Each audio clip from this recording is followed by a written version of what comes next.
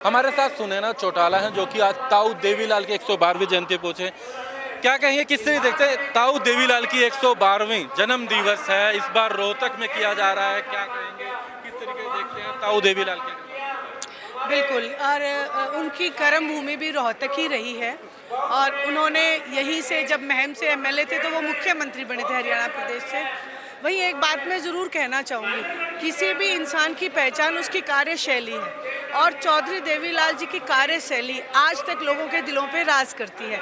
नेता बहुत आए, जिस कुर्सी पे चौधरी देवीलाल जी बैठे उस कुर्सी पे उनसे पहले भी बहुत नेता बैठे, उनके बाद भी बहुत बैठे, लेकिन जो कार्यशैली उनकी थी वो जनता के लिए समर्पित थी, देश के लिए समर्पित। मैं कहती हूँ कि इस पार्टी में रहना हमारे लिए बहुत मान और सम्मान की बात है। इस बार एक कुर्सी खाली रहेगी। ओम प्रकाश चौटाला की बात की जाए, पिछले साल तक हर बार लोग उनसे मिलने आते थे, उनसे झलक के लिए उनकी एक आवाज़ पे आते थे।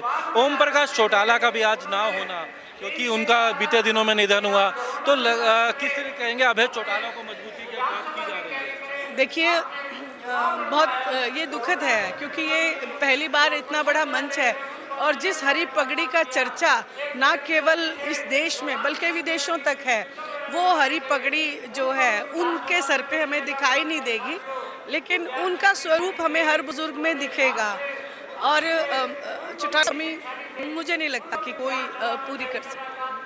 देखिए, एक और बात, ये रोहतक की बात करते हैं तो बीते समय में ये भूपेंद्र सिंह हुड्डा का किला, भूपेंद्र सिंह हुड्डा का गढ़ ये कहा जाता था, तो रोहतक आने का बड़ा कारण माना जा सकता है कि उस किले में सेन।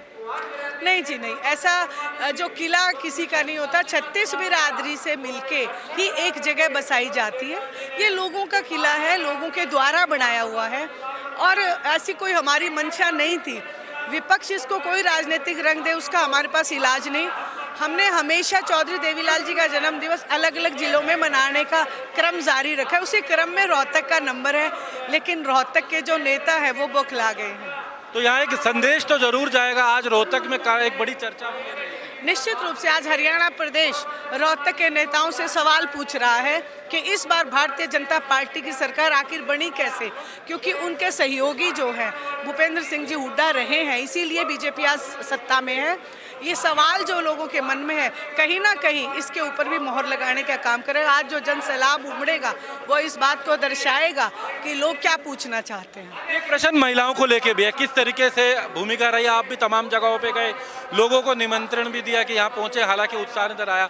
महिलाओं को लेकर के किस तरीके से देखते हैं? देखिए, हर महिला ने हमसे एक प्रॉमिस किया कि हम पंडाल तक ज़रूर पहुँचेंगे और आज महिलाओं की जो भागीदारी है वो निश्चित रूप से बहुत ज़रूरी है। राजनीतिक मंच जो है उनके बिना अधूरा है।